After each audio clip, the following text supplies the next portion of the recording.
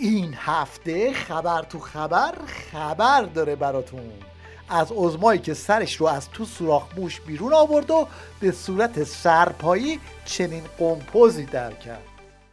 جمهوری اسلامی و ملت عزیز ایران قدرت خود،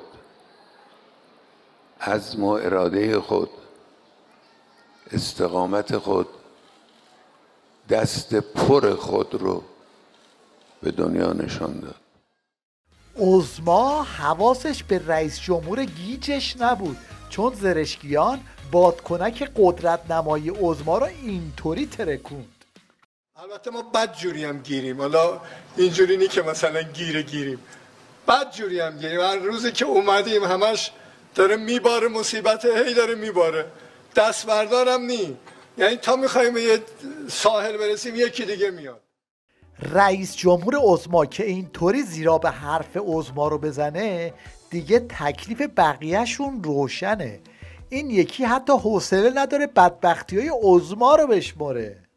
اینقدر دولت در بحران مواجه شد، از روزی که مجلس رفتیم دولت اومد همینجور ما با بحران‌های متعدد، با ناترازی‌های متعدد روبرو شدیم تو شرایطی که به هر حال من واقعا ذکر آمارش اینجا الان حوصله به سر میبره از بینندگان. از اونجایی که تو این وضعیت بسیجی‌ها بد جوری به شرشر افتادن، این طرف اومده تا به بسیجی‌ها دل بده. شما فقط استدلال رو ببین، منطق طرف منطق دامداریه.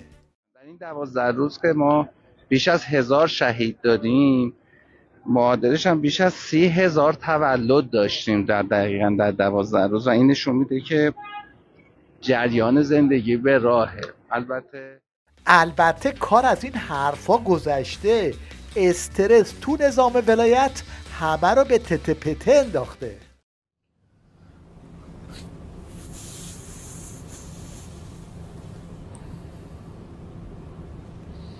السلام علیکم و رحمت الله.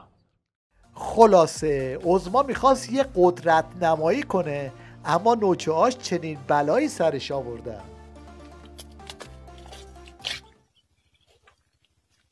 Vai lá. Eu? Vou nada. Vai lá. Eu sou velho pra ir. Como é que é? É, Serria.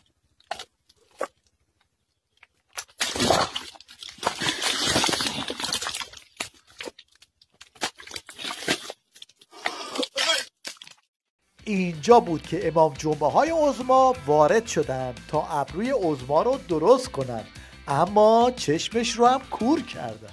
امروز رهبر معظم میفرما ما نزدیک قله هستیم، نفرمون که ما در قله هستیم، نزدیک قله هستیم. بدترین جای خطر نزدیک قله هست. نفس همه بریده، میگه حالا ولش کن، دوباره برمیگردی جای اولت. بالا رفتن عظما از قله تو این وضعیت یه چیزی تو این مایه هاست.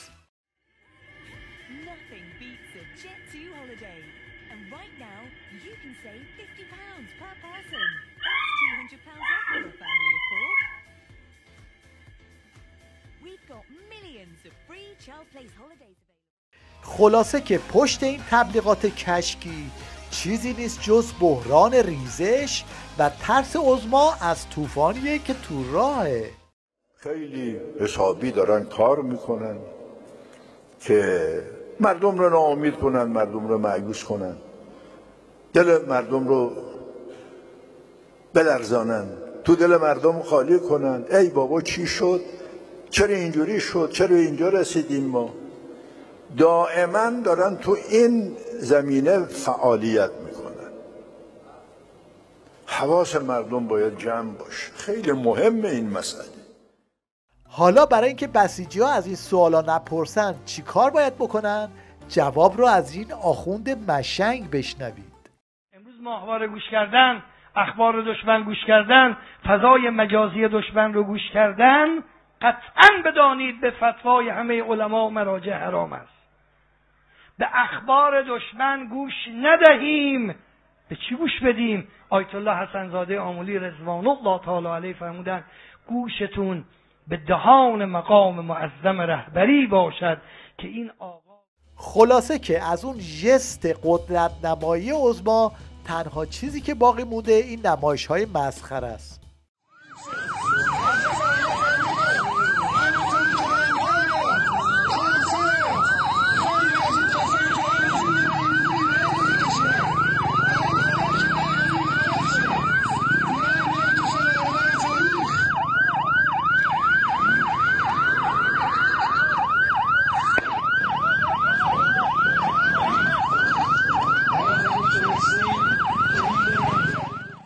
این حجت الاسلام خنگولم تازه یادش افتاده روزه حسرت بخونه و بگه ای کاش از همون اول یه راه دیگه ای رو میرفتم.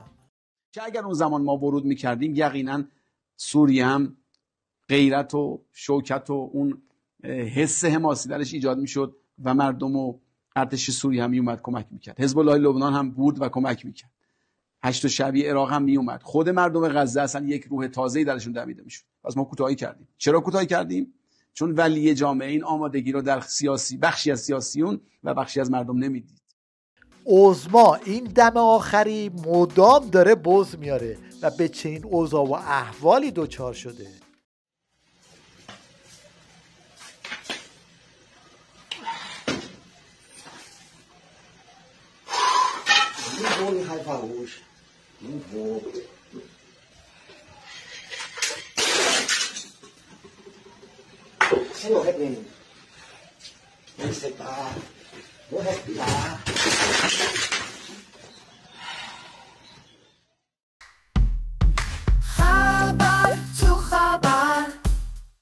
مشنگستان هفته رو با حرفای رئیس جمهور مشنگ عظما شروع میکنیم که این روزا قرص به من چه خورده.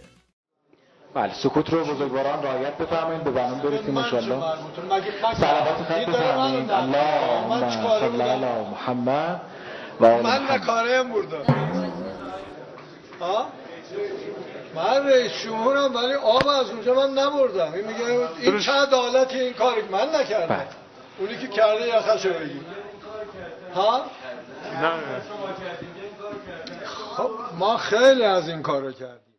اعتراف درمانی‌های زرشکیان هم ادامه داره. حالا از کارهایی که تو استبل ولایت کردم به غلط کردم گویی افتاده. بعد یه دفعه مواجه بشیم با بی آبی، بی برقی، بی گازی، تو مجلس قانون می نوشتیم که به همه روستاها گاز بدید. دادن. حالا نمیرسه. نداریم که برسونیم. یعنی توقع رو ایجاد کردیم، بردیم گاز رو رسوندیم، حالا دیگه نداریم. چرا این کارو کردیم؟ ما کردیم. چرا این کارو کردیم؟ باید ببینیم چرا این کارو کردیم. اینجاست که صدای باند رقیب بلند شده و دنبال کله پا کردن زرشکیانه. متاسفانه این مواضع شما هزینه اضافی داره و کم کم آدم رو به این نتیجه میرسونه که این جایگاه نیاز به مردان توانمندتر و حساستری داره. تو فضای مجازی هم برای دست انداختن زرشکیان و دولتش از این کلیپا درست میکنن. دکتر قرار شد که راهکارتون برای حل مشکل بیابی به ما بفرمایید. تا آب مگه نیست؟ آب خیلی کمه. اوضاع خیلی بیریخته، بارون هم دیگه نمیباره. ان شاءالله این راهکار رو بفرمایید ما بدونیم چیکار بکنیم. راهکار که ببین بهترین راهکاری که الان به ذهنم میرسه اینه که یه رو اسخری هست کارشناس هواشناسی، اینو بریزید بگیرید دستگیر کنید، دو تا چک نرماده بزنید جای ابرا رو لو بده. گرفتیم دکتر. گرفتیم. بنده خدا جون مادرش قسم خورد گفت من خبر ندارم. آقا جون مادر قسم خورده یعنی نه من میشناسمش. جون مادرش قسم میخوره واقعا نه. ببین خب یه کاری کنید تعطیل کنید. تهران تعطیل کنید مردم برن از تهران خلوت چه مصرف بیاد پایین. تعطیلم کردیم دکتر جان. ملت هم اومدن برن ولی دیدم پول ندارم برن. خب الان هم تعطیل کردیم هم موندن. خب یه کاری کن. ببین من دیگه راهکار علمی دیگه به ذهنم نمیرسه. تنها کاری که میخوای بگیم معین داره برمیگرده یه شروع نشاطی برگرده مردم انرژی بگیرن روحیه بگیرن نظرته خوبه ولی حالا به نظرم یه گزارشی رو منتشر کنیم توش عوامل و مقصرین این مسئله رو مطرح کنیم بهتر نیست؟ آفرین این خوبه اینکه ما گزارش منتشر کنیم با مقصرا رو بگیم کیان. آره این خوبه. خب مقصرا بنویس یادداشت من مقصرا رو میگم. آره بنویس. مقصر اول و اصلی که مردم بنویس. مردم چون زیاد مصرف میکنن خیلی دشویی میرن. دیدی خیلی دشویی میرن. من دیدم این کارشناس حکومتی هم توی دعواهای باندی پشت پرده این بحران‌های اقتصادی رو اینطوری رو کرده. میگیم راه حل کاملا وجود داره در شرایط کنونی. مهمترین اونها خروج نظامی ها، انتظامی ها، امنیتی ها، بیوت علما، دفاتر ائمه جمعه، ستاد اجرایی فرمان امام، بنیادهای مستضعفان و بنیاد شهید و بنیادهای مختلف از اعتبارات بانکی هست به اینا میدن، ارز هست به اینا میدن. من این فرصت نیست لیست فقط وام هایی که اینها از بانک ها گرفتن طی این چند سال اخیر و اعتبارات ارزی که گرفتن و هیچ تعهدی هم در قبالش نداشتن رو براتون. این یکی هم اسم این بخورها رو میذاره نفوذ. نفوذ میخواید؟ نفوذ دنبال اینا بگردید. 4 تا سربازه بازی شطرنج، سربازه رو داری میزنی، آقا این رفته پهپاد آورده فلان، آقا بی خیاله. 4 تا خونه رو زده دیگه، 6 تا سردار رو شهید کرده دیگه. کل مملکت فرستاده رو هوا با سیاست‌های اقتصادیش. تو یه دستور ارزش پول ملی رو 70% کاهش داده. تو یه دستور. یکی از چتربازایی که خیمه زده رو سفره نظام این عراقچیه و فک و فامیلاشن. ایشون رو که میشناسید، جناب آقای عباس عراقچی وزیر امور خارجه. ایشون هم برادرزاده‌شون علی عراقچی هستن، مدیر امور بین‌الملل سازمان توسعه و نوسازی صنایع ایران. ایشون هم اون یکی برادرزاده‌شون احمد عراقچی، معاون ارزی بانک مرکزی. برادر آقای عراقچی هستن مرتضی عراقچی، نایب رئیس دوم اتحادیه صادر کنندگان فرش ایران. ایشون هم برادر دیگه آقای عراقچی هستن، مجتبی عراقچی، رئیس اتحادیه فروشندگان فرش دستبافت. عباس آقا دم شما گرم، همه خانواده رو دور یک سفره جمع کردید. بازار باشه خانواده آقای عراقچی. خمینی دجال سالها پیش با این حرفا بساط این دزدی رو برپا کرده بود. قضیه اقتصاد، ما یه ملتی هستیم که به این گرسنگی خوردن ها عادت کردیم. ما 35 سال یا 50 سال بودیم ما در این گرفتاری ها بودیم و عادت داریم به این گرسنگی خوردن ها. ما روزه میگیریم، ما یک وقت غذا میخوریم. اون وضع آخوندهای دزد و غارتگره، اینم وضعیت جوانای ایران. از نسل جوان ما بین 15 تا 25 سالمون طبق آمارها 25%شون اصطلاحاً نیتن. یعنی چی؟ میگه که نان ایمپلویمنت ایژوکیشن ترینینگ، نه درس میخونه نه استخدام جاییه نه کاری انجام میده. 1/4 بچه‌ها 15 تا 25 سال ما اینجوریه. این نرخش از دنیا 5% هم بالاتره، در دنیا 20%. تیویریش هم موضوع کم آورده، برای پاسدار سلامی تولد گرفته. سردار سپهبد حسین سلامی امروز در آسمان‌ها 66 ساله شد. یکی از افتخارات زندگی من اینه که نام پدر بنده هم اسم نام پدرش هست و در ماه مرداد هم ایشون به دنیا آمدن. خیلی هم عالیه. پدر همیشه ذکر خیر شما رو میکردن و میگفتن که هم ولایتی هستیم. مشنگستان این هفته رو با این کلیپ به پایان میبریم که انیمیشنی از حرفای قاضی پور در فضای مجازیه. یه روز رفتیم آفریقای جنوبی، آدم بزرگی بود، حدوداً 2 متر خورده، قدش بود نزدیک به 180 کیلو وزنش. این صندلی 2 نفره به تنهایی گرفته بود. بعد هاشم گفت اینم ورزشگاه ما کشتیگیره. انگلیسی گفت با زبان اشاره اسمول همبرگرش میکنم. گفتم بلند شد، یه چله زدم، افتاد تخت بشکست، گفت مریضم میمیرم.